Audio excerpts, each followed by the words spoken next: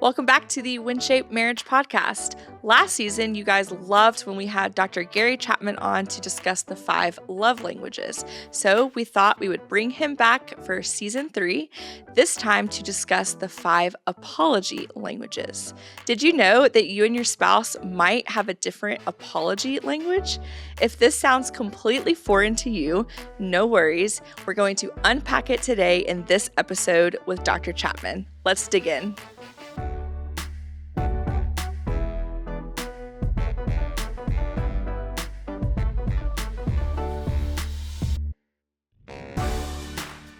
Dr. Gary Chapman, what a pleasure to have you in person this time on the Wind-Shaped Marriage Podcast. Welcome back.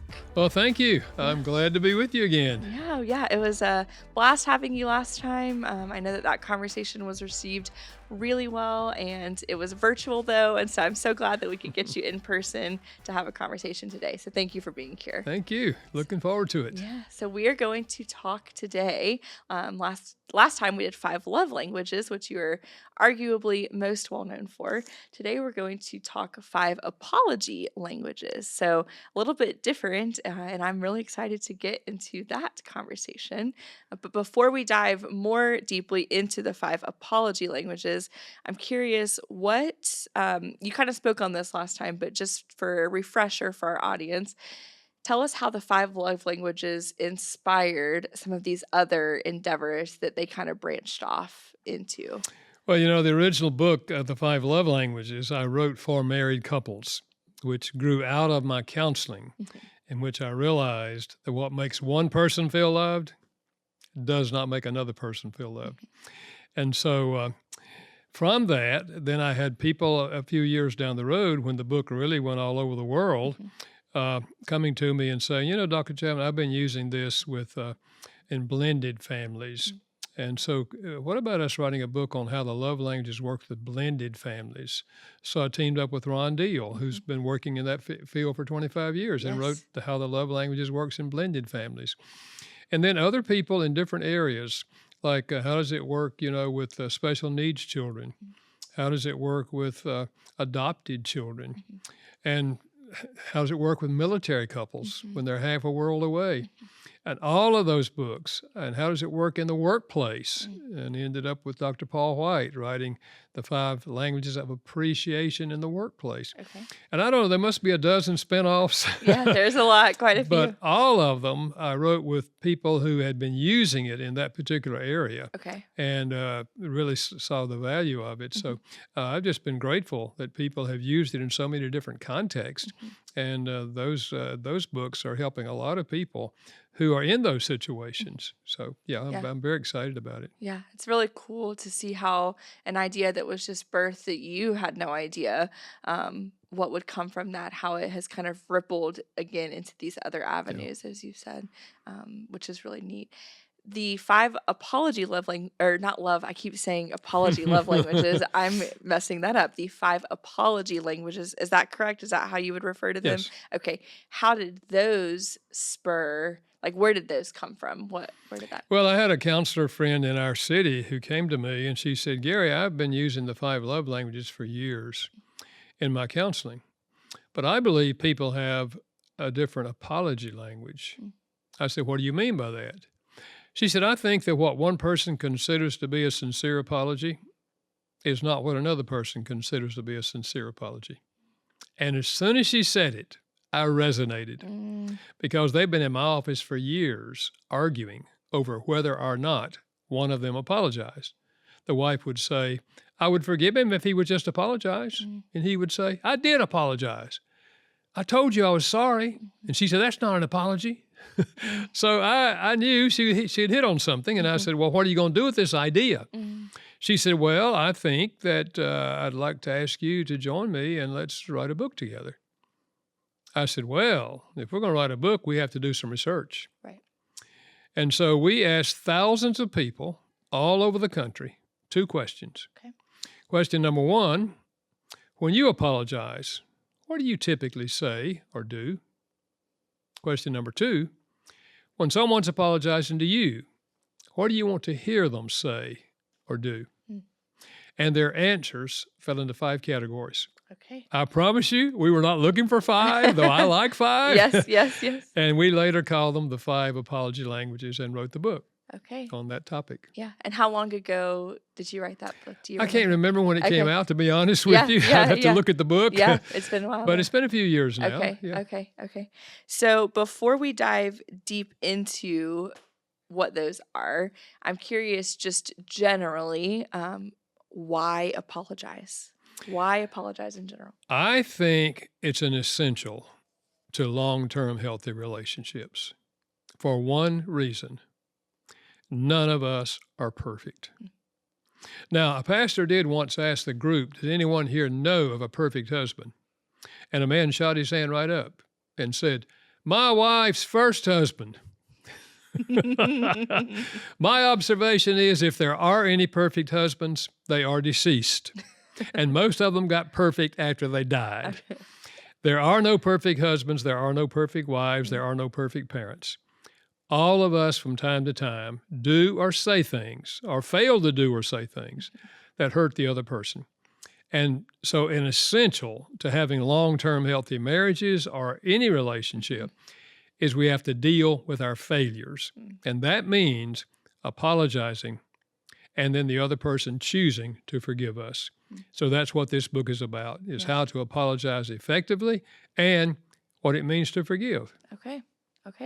So that's perfect segue into this book. I want to just dive in here and talk through these 5 apology languages. I have not actually read this book, so I am excited to learn a lot from this conversation.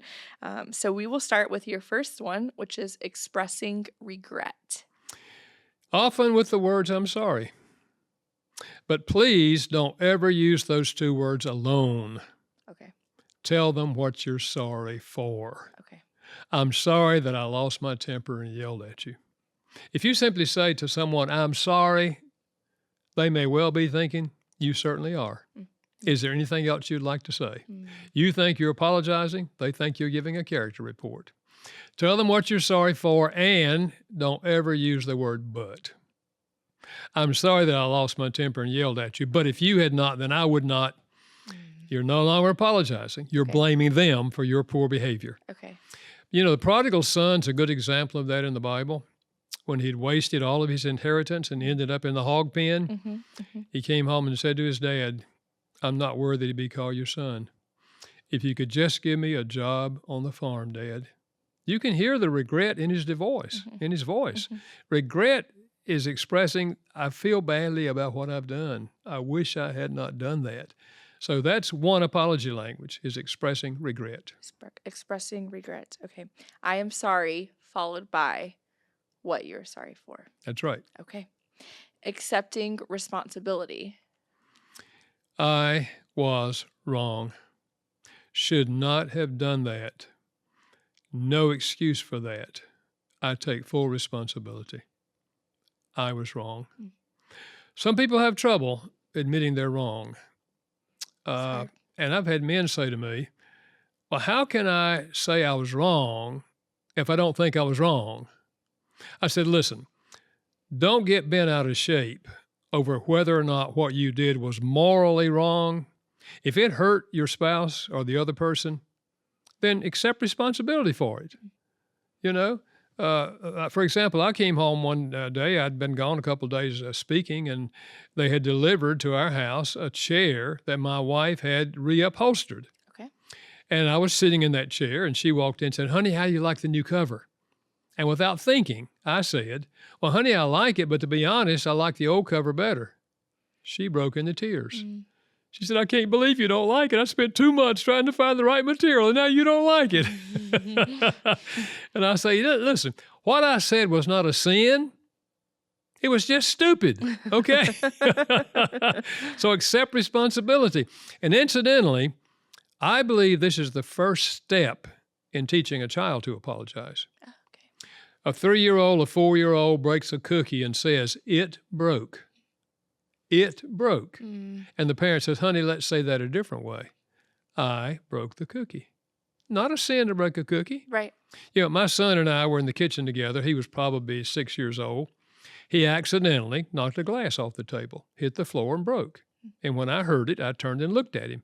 And he said, "It did it by itself."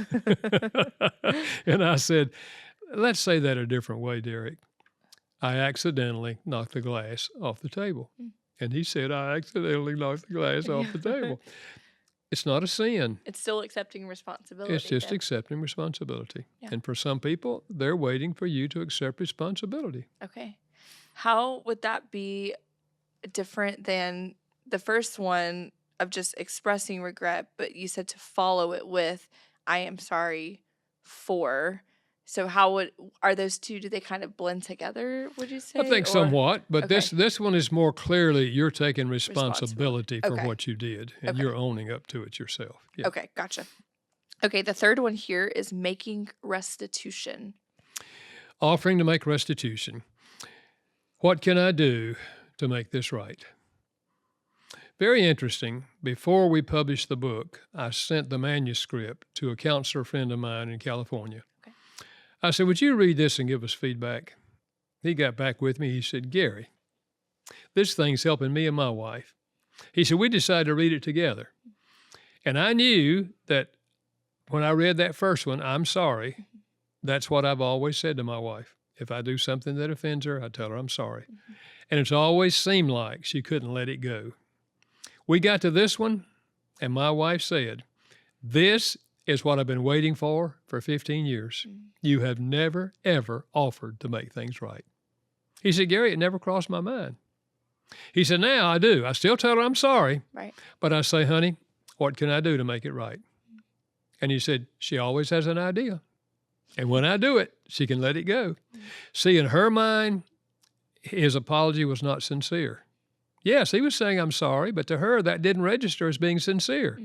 If you're sincere in her mind, then offer to make it right. Yeah, do something. So for some people, this is their apology language. And if Okay. you don't say that, then in their mind, you're not sincere. Okay. Offering to make restitution. Fourth language was genuinely repenting. The word repentance means to turn away from. That's how we become a Christian. We turn away from our self-centered living, doing what we want to do.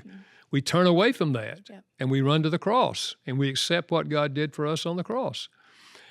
The Bible's really big on repentance and changing our direction, turn away from. In a relationship, it's expressing the desire to change your behavior. I'll give you an example. A lady said to me in the counseling office, she said, "Gary," I was sharing this, and she said, I'll give you an example of that. She said, "Several years ago when our baby was small, maybe 13, 14 months old, my husband agreed to take care of the baby while I did some other things in the house. Well, after a bit, the baby started crying, and he did everything he could to get the baby to stop crying.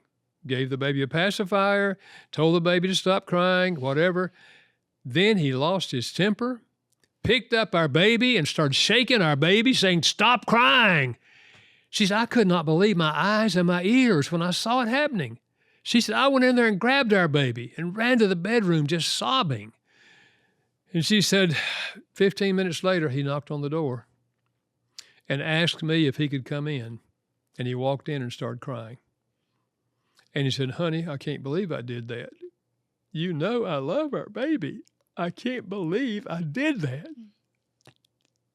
Can you help me so I'll never do that again? She said, Gary, I sensed he was so sincere. You see, he was expressing the desire to change. Mm-hmm. We sat there and talked about it.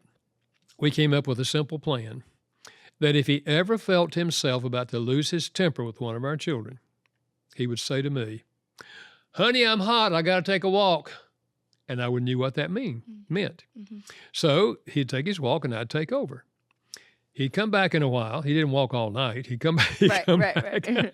I'm taking a walk forever. And he'd come back and say, okay, honey, I think I'm under control. What can I do to help? He'd plug back into the night. She said, Gary, that was 8 years ago. He's never lost his temper with one of our children since. He's taken quite a few walks, but he's never lost his temper. And for some people, if you don't express the desire to change your behavior, how could you be sincere? I had a wife say to me just recently in my counseling office, she said, Gary, he does this, and every time he does it, he says, honey, I'm sorry, I didn't mean to hurt you. does the same thing next week. And he says the same thing. I'm sorry, I didn't mean to hurt you. She said, if he didn't mean to hurt me, why didn't he stop doing it? Mm. So she's saying, this is what I want. This is an apology for me. I'm looking for genuine repentance. Absolutely. Okay. And the fifth and final apology language was requesting forgiveness. Will you forgive me? I hope you can find it in your heart to forgive me. Now, I have to be honest, this one was not on my radar. Okay. I thought if I was apologizing in any manner, would you not know that I want to be forgiven? Otherwise, why would I be apologizing? But for some people, they want to hear you say, will you forgive me? My co-author's mother gave her an example of that because she was sharing this with her mother. Okay. Her mother said, I have a friend at work, a very close friend. 15 years we've been close friends. I noticed the last 2 or 3 days, she seemed a little cold. So I said to her at a break, is everything all right between you and me? Incidentally, that's the way friends talk. And in husbands and in marriage, if a husband and wife, if you think something's wrong, ask, honey, is everything all right between you and me? And when I said that, she said to me, you know, one of the things that bothers me about you, you don't ever apologize. Her mother said, I was shocked. And I said, what do you mean? She said, you remember 2 weeks ago when you did da, da, da, da, da. And she said, yes, I do remember that, but I told you I was sorry. And the lady said, I know, but you didn't ask me to forgive you. Her mother said, I was shocked again.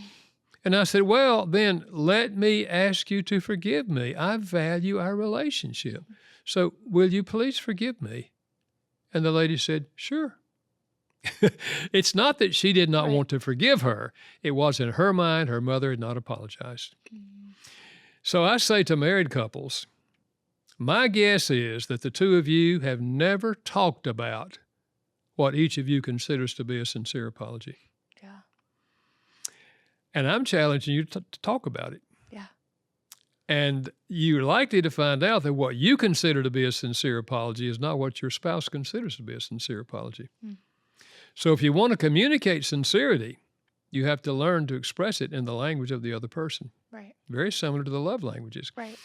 And it's not necessarily that just one of these is your love language. It might be an apology language. It might be 2 of these together, you know. But I can almost guarantee you for most couples, they have a different idea. And that's why their apology doesn't seem to be sincere. It's not landing. And maybe it's keeping them then on a cycle of some conflict, and they're wondering, like, how do we get out of this? And it's because the apology itself isn't landing with the other. It just seems lame to the person. You know, when we apologize to God, God knows our heart. It's not so important the words you say to God. He knows your heart. He knows whether you're sincere or not. Right. But on the human level, we read sincerity. Yeah. You could be sincere, just like a person could be sincerely speaking your love language or speaking a love language, but it wouldn't be your love language. Right. And so you can be sincere in your apology, but it doesn't register with the other person. Yeah. So that's why this is helping a lot of couples learn how to deal effectively with their failures. And of course, the apology alone doesn't heal the relationship. There has to be a response to the apology. Right. And the biblical response is always to forgive the person, just as God forgives us. I want to back up just a second. And you said you might not fall into just one of these, but you might fall into 1 or 2. And I was going to ask, like, is that a reality for some people where it's not just black and white, like one of these languages is yours, but it might be that a couple of different ways you apologize or you receive an apology. Yeah. But what's important is that you know what the other person considers to be a sincere apology. Okay. Because if you don't know it, you've never discussed it, then you're going to do what your parents taught you to do. If Mama said, "Tell her you're sorry," then you're going to say, "I'm sorry." Right. Because that's the only we learn from our parents. Right. And so that's why I think this is so important for adults to learn about apology. Yeah. That we want to communicate our sincerity. We can't read each other's mind. Right. We don't know, but we judge sincerity by the way they apologize. And that's why I say this to couples too.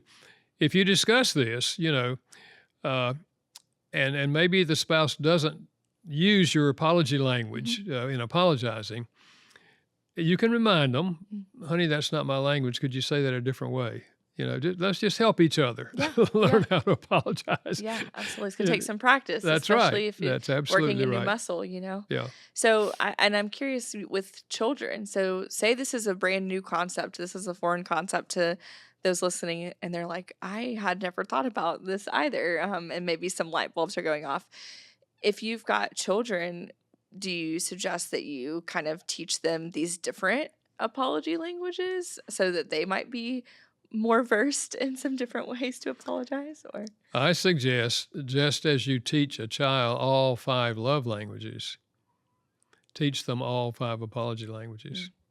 Now, the child will have a primary love language, and they will have a primary apology language once they know all the 5. Mhm, mhm. But let's let them know that there's at least 5 ways to apologize, just like there's 5 ways to express love. And if we teach our children that, we're preparing them for adulthood Yep. because they're going to have problems as they get older. They're not going to be perfect. Right. They're going to learn to apologize at work and work relationships and marriage and family Mhm, relationships. mhm. So, yes, I think teaching children all 5 of these, yeah, obviously at appropriate ages Totally. as they're growing up, just like the love languages at Right. appropriate ages. Right. But if the children grow up with these 2 concepts and they realize that there are different ways to apologize and different ways to love, Mhm, and that every family member, we have a primary love language and mhm. we have a primary appreciation language, we're setting them up for success Success. in relationships. Yes, absolutely. Is it ever too late to, for the adult listening, for the married couple listening, is it ever too late if you don't know your apology language and you're like, "Oh my goodness." Is it too late to learn and to figure it out and to try to start utilizing that in your marriage? As long as you have a brain, it's not too late. Okay. I guess if you're in dementia, Yeah, it's too late. okay, But as long as you have an active brain, it's never too late to learn. okay. And I've had couples been married for 50 years, and they've always had a problem forgiving each other Mm, because they never sensed that it was sincere. And the lights come on when they read the book or they yeah, hear this concept, and they say, "Oh," and they start using it, yeah, and it's amazing. It's yeah, amazing what happens. yeah, absolutely, absolutely. I remember when we had our conversation on the 5 love languages, and now we're having this conversation. I feel like for me anyways, it's a lot of just like, this is new. This is just brand new. So, you gotta exercise those muscles, right? If this is new to someone and they're having a hard time, obviously they haven't read the book yet, so they're not well versed in all of it. What would be one like solid takeaway or just like one piece of advice that you would have when it comes to conflict, when it comes to apologizing, that they could grab onto if they haven't, done a deep dive yet and read the full Well, book? my first question that I would ask them is, could you agree with me that you're not perfect? Yes, And most I would people answer yes. can agree that they're not perfect. Theoretically, they know that. Mhm. Well, if you're not perfect, that means you're imperfect, right? And sometimes you do or say things that are hurtful to other people. Am I right about that? Absolutely. Absolutely. And once, they verbalize that, just put it kind of getting on the table there. Yeah. I say that is why this is so important that we learn how to apologize in a meaningful way to the other person. Mhm. Now, there's different levels of hurt. Mhm. Sometimes we're in an elevator and we bump into somebody and we say, "Oh, I'm so sorry." Mhm. That's fine. Right. You don't have a relationship with them anyway. You're Right. just acknowledging that you did something that wasn't good there. But in long-term relationships, we have to learn how to apologize in a meaningful way.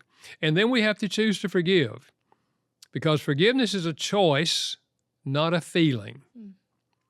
If your spouse or any other close friend has hurt you deeply, there are some things that hurt deeply. Mhm. They're going to still be hurt. Forgiveness is the choice to pardon the person. Mm. I'm not going to make you pay for it. I'm not going to demand justice. and I'm going to remove the barrier. That's the meaning of one of the Greek words for forgiveness, is remove the barrier. Because when we hurt the person, we create an emotional barrier between the two of us. Right. And forgiveness is the choice to remove the barrier so that our relationship can go forward. So you will still have the memory of what happened, and you'll still have feelings perhaps of hurt or anger or whatever. But I'm making this choice. And now we can go forward because I've forgiven you, and we can begin to share life together and work on the rest of life where we need to grow together. But if the person does not choose to forgive, and that's their choice, they can choose not to forgive, but the relationship will not go forward. The barrier's still there. They're still holding it against you. And that's why you cannot have a long-term healthy marriage or any relationship if we don't deal with our failures, which means they apologize and we choose to forgive them. Yeah, absolutely. And I would throw this in. Please. Forgiveness does not restore trust. Okay. Forgiveness, Expand on that a little bit. Yeah. Forgiveness opens the door that the possibility that trust can be reborn. Here's where I find this most often. Where one of them has been sexually unfaithful, but they've broken off the relationship. They've apologized to their spouse. The spouse has forgiven them, and they're sitting in my office now trying to rebuild their relationship. And if he was the guilty party, she often will say, in his presence, she will say, Dr. Chapman, I have forgiven him, and that's why we're here, trying to get growth in our marriage. But I have to be honest, I don't trust him. And I say, welcome to the human race. Trust has to be reborn by him being trustworthy. So I say to him, if you want her to trust you again, here's my suggestion. You say to her, honey, my computer is yours anytime you want to look at it. My phone is yours anytime you want to look at it. If I say to you, I'm going over to George's house to help him work on his car, if you want to come over there and see if I'm there, that's fine. I'm through with deceit. I've hurt you enough. You take that approach, she'll come to trust you again, but it may be 3 months or 6 months or down the road. Right. So trust has to be reborn. Okay. Forgiveness is a choice. Okay. I kind of teased. I thought I was going to end on asking you for one piece of advice, but that did make me think of one additional question I'd like to ask if we have a little time, which is these apology love up. I am going to go to this whole episode and say apology love languages. They are apology languages. Maybe I'll get it eventually. These apology languages can be utilized for something or I'm asking, can they be utilized for small things up to a very hurtful discretion like you just described? The short answer is yes. Okay. All of us hurt each other in some way or another. Sometimes it's little things. I told my wife I'd bring milk home, and I forgot to bring the milk home. And she said, well, we don't have any milk. Yeah. Okay, that's a little thing, but it's still. I told her I would, and I didn't. Right. I forgot it. Right. But forgetting is not a sin. Right. But it still hurt her what I failed to do. But sexual unfaithfulness is another whole category. Or angry words, tell them how horrible they are, and da da da da da da da da da da. I mean, that vision of you is in their mind, and it'll stay there a long time. So some things are worse than others. And if it's a really big issue, I suggest you speak all 5. Yeah. Do all 5 of them. So where's that book? I want to get that again here. I want to get this straight. Right, absolutely. But I think there is no long-term healthy relationships without learning how to speak each other's love language and learning how to apologize and forgive. Okay. Well, we will end on that. This was very enlightening conversation for me. Now I'm challenged to go find out my apology language. I do know my love language, but I do not know my apology language. So I feel like I have something to take away from this conversation as well. And I appreciate your time and being here with us today. So thank you so much. Well, thank you. I enjoyed being with you. Maybe we'll have you back next time for another of your spin-offs, and we'll just keep doing this again and again. It's always a pleasure, though, to have you. So Well, we're thank grateful. you. Thank you for what you're doing to help people. Yeah, absolutely. And thank you guys so much for tuning in to another episode of the Wind-Shape Marriage Podcast. And we will be back here next week with a new episode. We hope that conversation blesses your marriage. If you're loving the Wind-Shape Marriage Podcast, will you please take a moment to make sure you're subscribed? You may be a faithful listener and not realized you aren't subscribed. It really helps us out. Also, if you've enjoyed these conversations and they've impacted your marriage, please rate and review this podcast.